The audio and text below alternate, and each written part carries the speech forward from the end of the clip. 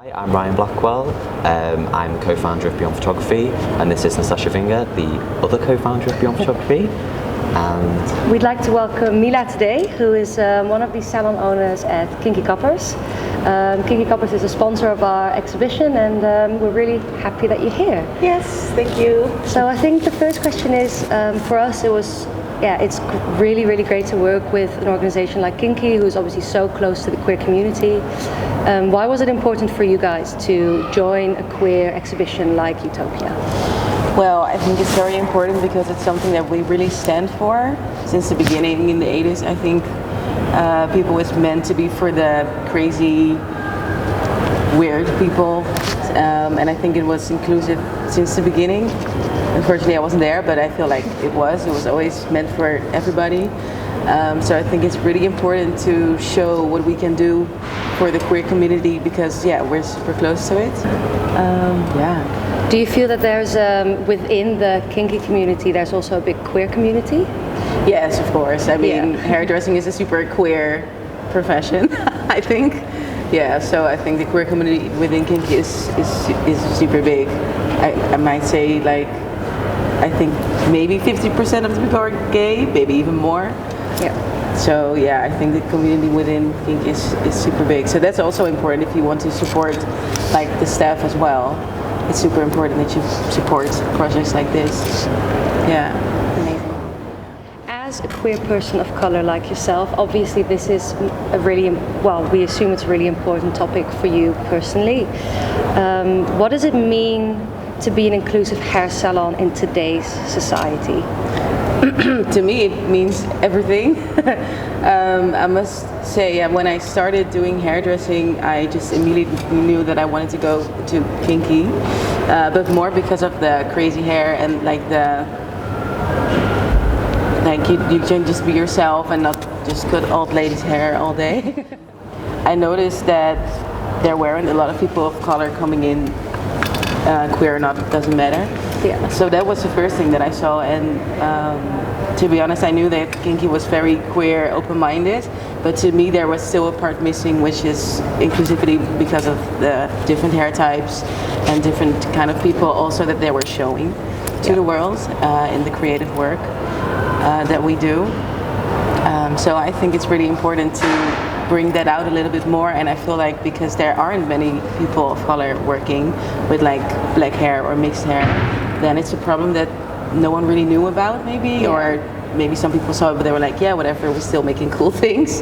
And I feel like now that's really changing, and I think it's really important to open people's eyes and be like, yo, we're super inclusive, but this part is really missing here. So I think it's really nice to bring that out more, and I'm trying to do that in my own salon as well. We did a super big photo shoot last year with, it was called Black Queen Energy, so all black girls, queer girls with big colored afros to show like everyone is welcome here. We can do all types of hair. I'm also busy with creating a training for black hair in the Kinki company as well. So our goal is really to have at least one stylist who can do black or mixed hair in every salon, so no one gets rejected anymore. Because it happens, and I think that's really sad because I feel like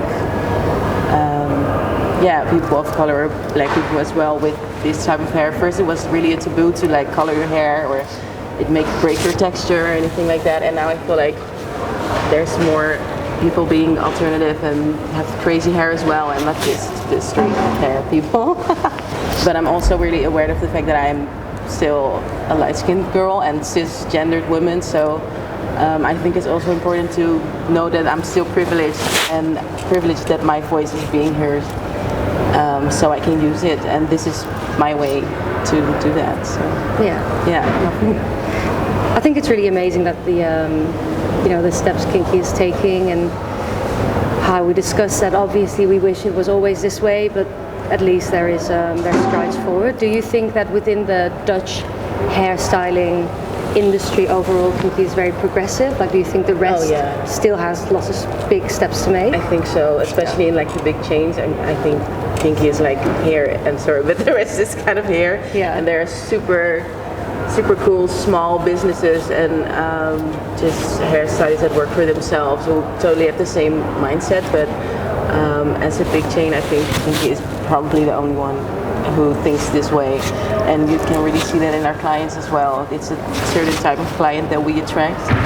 An open-minded client, they want something else, they're not afraid, you know, and it's so cool that we can take that out of them, especially when there's like someone coming inside with just boring hair, and maybe not the first appointment they will not walk out with like green hair, but maybe the fifth appointment they will. Yeah. So I think that we are really looking forward all the time.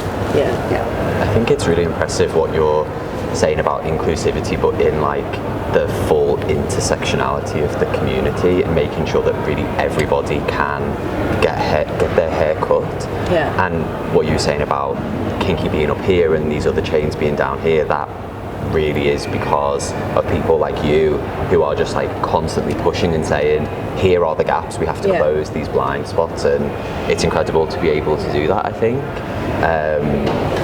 And I think it's really powerful, especially that everyone's now going to get crazy hair, so all queer people are going to have crazy hair soon. But I think it's amazing. Is that Kinki has begun now deconstructing gender by welcoming non-binary people actually into the salon, and when people book an appointment now, you don't only have the choice between female or male, but with non-binary. It's actually one of the first probably massive or big chains to do that in the Netherlands. So how important has it been for you to make these changes, and was it difficult to make these changes within the salon?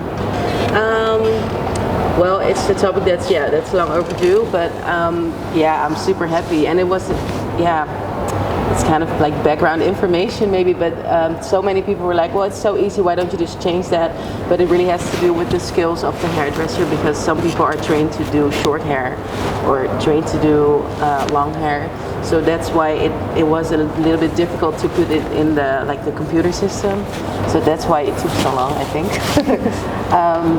But for us, for my salon, no, it was not a big change at all, because and for me as a hairdresser, I have short hair myself. I have buzz cuts all the way, like whatever, and I have so many like women telling me, yeah, I like your short hair, I want it short as well, but please don't make it masculine. You know, like people really think in masculinity and femininity within hairdressing still, and also clients.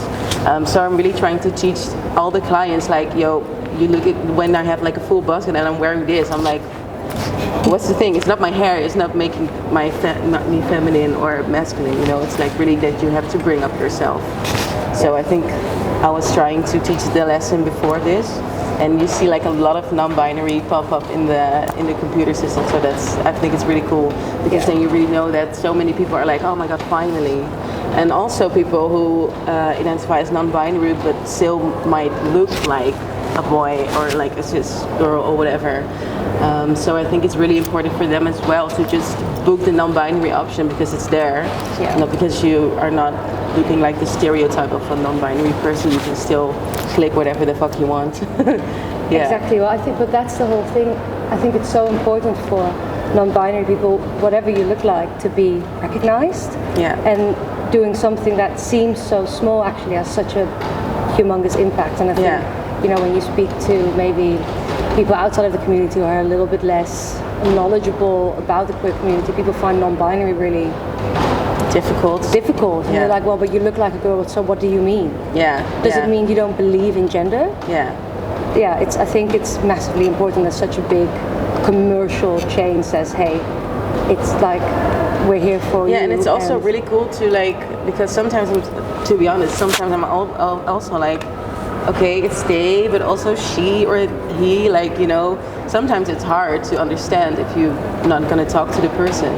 But if you're going to cut someone's hair, you can be open and ask questions about it, you know. So I think that's also really important for us to do as hairdressers, is not being afraid of asking for someone's pronouns, or, you know, just, and if you don't know, just call them by their names.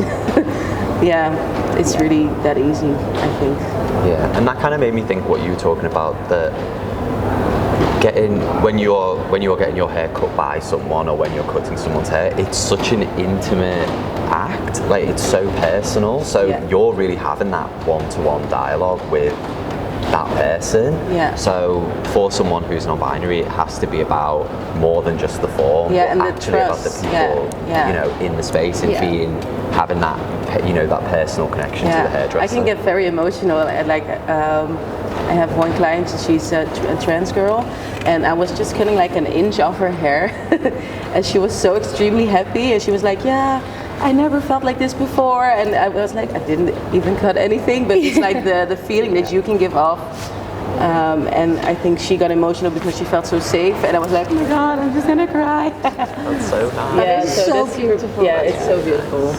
Yeah. It's nice that you kind of get to have those experiences with people from across the community, whether they are sort of aligned with your identity or really not aligned with your identity. It's all the same, isn't it, really? And a haircut's it's such a powerful way to actually connect with someone. So that's like really amazing, I think. Are there any other big plans on the Kinki timeline in terms of making it even more inclusive, or? For me personally, within the salon, I do have big plans because I'm just starting. Well, I was always there from the beginning of the salon that we have now, but when it's going to be your own salon, you're going to have to make big plans. And sometimes I'm in bed at night, I'm like, oh my god, I want to do this, I want to do that, I want to do this. And I really am aware of the fact that there are so many queer people coming to a salon. Like, it's really something that I see like, whoa, a little bit more than where I used to work first, I feel. And I think it's really because of the vibe that we give off, and I think social media is of course a big thing in that. So I really want to do more shoots because I really feel like when you show that you're inclusive, people will come. So that's really something that I'm trying to do myself. And also I'm trying, when there's new stuff around, I'm trying to get the right people, you know, like the open-minded people. Of course you do that when you have a kinky salon, but I really want it to be, it doesn't matter if they're straight or whatever. I want them to have the inclusive mind as well. I think that's really important. And then for the whole company, I don't really know actually, but what I do know is that when there's coming shows or something, the models will be super diverse, more than they used to be. So I think that's pretty cool. And I think we're showing it with the last commercial as well. I mean, it's super inclusive. Yeah, I think Kinki is really changing as a brand as well. It's not just about like the pretty girls with the pretty hair and the crazy colors. It's more about community and the people. Oh my god, I'm almost getting emotional talking about it. Oh.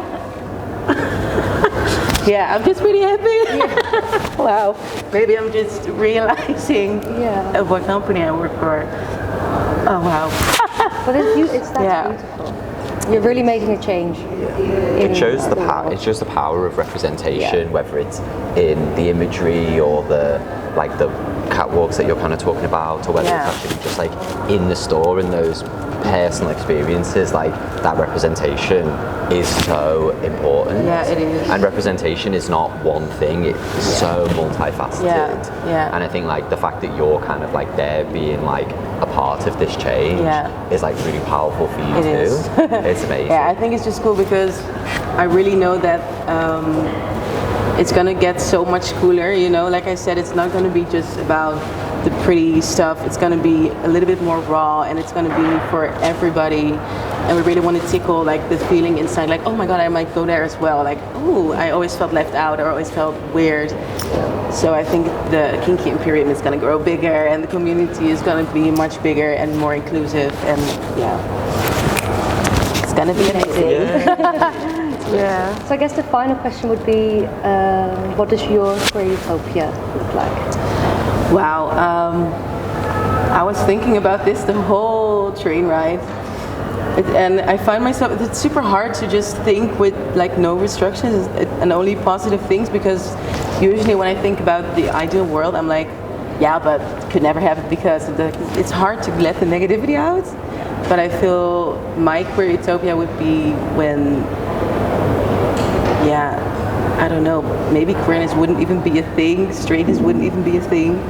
Just be, you know, like you don't have to out yourself anymore, or you don't have to be ashamed when you're walking hand by hand with someone of the same gender.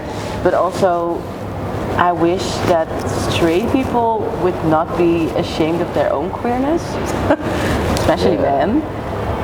Because I truly believe that everybody has a little bit of queerness inside them. I mean, of course, you can still be straight. But I feel like people should just let that go. And the thing that I get annoyed by is when men get turned on when they see two straight women kissing, and then when men do the same, it's like, oh, they're gay, what the fuck. So I feel like that's coming down, and it just doesn't matter anymore, you know? You don't have to ask like, oh, is your partner, is that a girl or a boy? Or it just leave that out, really. Yeah. And a lot of acceptance, and I think it can start when people are aware of their own privileges and when they want to make place for someone else and let everybody hear their voice, not just your own, you know? Especially when you're white, maybe, and straight as well. Try to give all the people the space, and then I think it can grow, and people have to listen more and not just be like, oh, whatever, it's not there, so it's not for me. So yeah, it's really hard to give like one line, but I feel like maybe just heteronormativity should just drop off. Maybe that's the big thing, and then everybody can just be queer without even knowing that they are. Like when you said earlier about it's so hard to think about what queer utopia is because all these negative things come in, it's like that in itself is so difficult for us as queer people to kind of say, well, I would really like this or I would really like this, because there's all these restrictions, there's all these things that are like blocking even the foresight of what we could have. And that's really what this exhibition is about, and that's why we're so happy that Kinki has supported us on this, because that is what Kinki wants as well, and that's what we want. We kind of want to take away all those limitations and say, if it could be anything, what would it be? And I think it's so nice to have, like, even this conversation now, what we're having is like understanding that the limitations themselves are like just such huge problems, because we can't even see what we could have or want. Because all of those things are they're just in the way. They're literally in the way. Yes. So it makes me so happy to walk around here and just see the images of the queer skate club. I was like, wow, they look so happy, you know? And it's so important to also show that part of the queer community, because I feel like a lot of people, they know like the queer nightlife and like the buff man in leather, you know, like that's queer community, I think, for a lot of people who are not in it. So I think it's so important to show stuff like this, you know, like we're just people, like we're not always super weird or crazy or outrageous, you know. So I think it's really important to show every aspect of the queer community and not just the outrageous side of things. We're not to be sort of sensationalized, because we're all multifaceted in the same way that like straight heteronormative people are as well. Like we exist in all of these different like places, and like yes, there might be nightlife, but then also there is skate club, but then also that kind of opens up this huge conversation of like there are a lot of things missing, so we are maybe driven to things like nightlife when maybe that's not what we would do. We want to do something else, but there isn't anything else. It's a safe space when you're queer, you know, and I think it's easier to find out about a queer party than the queer skate club, for example. Yeah, of course, of course. But yeah, amazing. Thank you. Thank you so much. You're welcome. It was great to speak to you. Nice Conversation. Yeah, it was so nice.